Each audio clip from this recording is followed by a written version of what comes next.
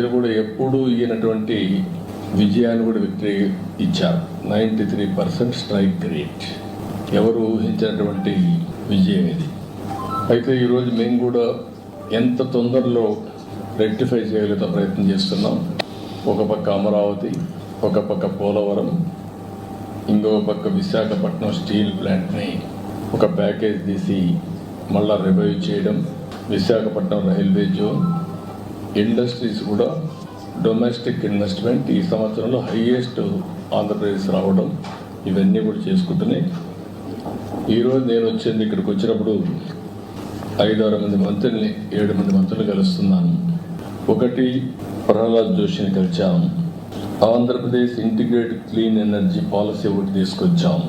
ఈ పాలసీ ప్రకారం 72 గిగావాట్ల పవర్ని గ్రీన్ ఎనర్జీ ఉత్పత్తి చేస్తామని చాలా స్పష్టమైన హామీ ఇచ్చాము. ఒరిజినల్గా అయితే 160 గిగావాట్లు ఉత్పత్తి చేయాలని, దేశం మొత్తం 500 గిగావాట్ల non fossil fuel based energy capacity తయారు చేయాలని ఒక లక్ష్యంగా పెట్టుకున్నారు.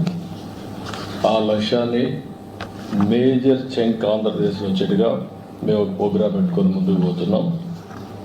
దీంట్లో వారిని కోరింది ఈరోజు మేజర్గా 28,346 కోట్ల రూపాయలు green energy corridor transmission lines అడిగాం.